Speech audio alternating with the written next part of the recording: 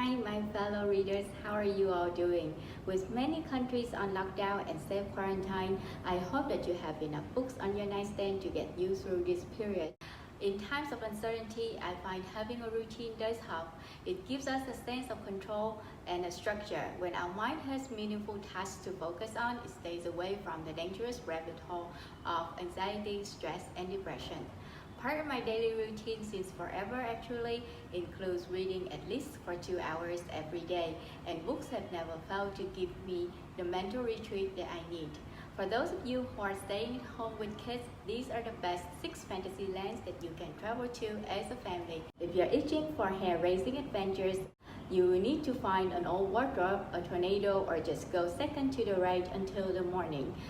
Whichever way you go, your trip will be epic. Our first destination today is Narnia. From talking animals, gorgeous natural vistas, and even Santa Claus to the occasional battle, Narnia is the perfect place to be for adventure seekers. If you play your card right, there's a royal position for you in your future. Moving on, our second stop is the magical land of Oz, a far-off country behind the moon and beyond the rain. Oz's beauty and appearance is unlike any other landscape seen to outsiders. It is a place filled with endless blue sky and everlasting rainbows. There are so many lovely glades, raging rivers, deep lakes, and open meadows at every hand in Oz. The Emerald City is definitely worth a visit.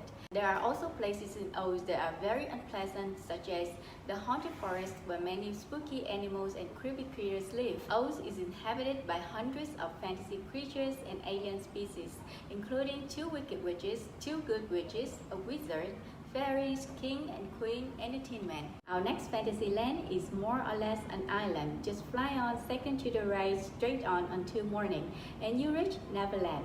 Like a less dangerous Oz, Neverland is replete with magical creatures and colorful characters. Fairies, mermaids, lagoon with flying flamingos, crocodiles with insatiable appetites and ticking bellies, a nonconformist pirate, and a pirate with a hook for a hand and keen manners, and of course the boy who wouldn't grow up. The Lost Boys reside underground below Wendy House with its funny red walls and roof of mossy green, and where they hunt and play all day. If you're more into casual hangout, then Hogwarts and Hogsmeade Village are where you should be heading next. Every Potterhead has a burning desire to visit Hogwarts. It doesn't matter that the school is nearly always in danger from evil wizards. Seriously, I think Dumbledore should have invested a little more in his reference check for candidates applying to teach the defense against the dark arts.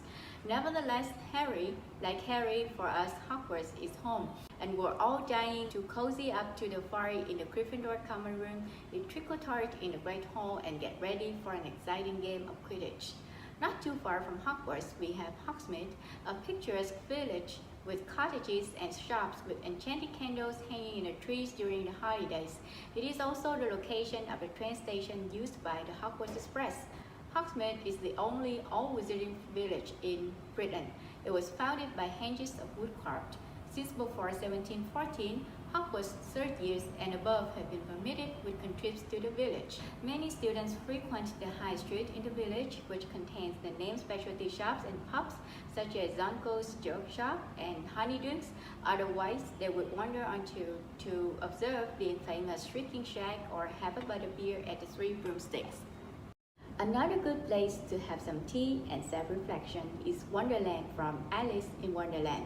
This whimsical land was full of talking flowers, card painting, roses spread, and a tea party made up of March Hare, a Dormouse, and a Mad Hatter. The fearsome Queen of Hearts rules the land.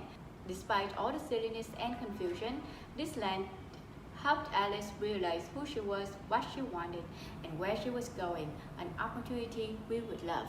For our much-needed rest and relaxation retreat adventures, let's head down to Middle-earth and straight to the Shire, an inland area settled exclusively by the hobbits, who do know how to party and can appreciate a hearty second breakfast. The Shire is a verdant, peaceful place to live. There were green rolling hills and freshly tilled earth, along with gardens and flower boxes on windowsills.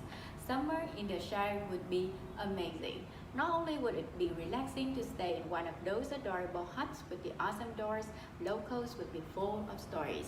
And that concludes our trip to the 6 epic fantasy lands. romance for families. There are so many things I want to do when this whole social distancing and lockdown is over.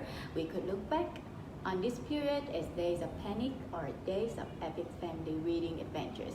I already know my choice. What about yours? Stay safe, stay strong. Until next time.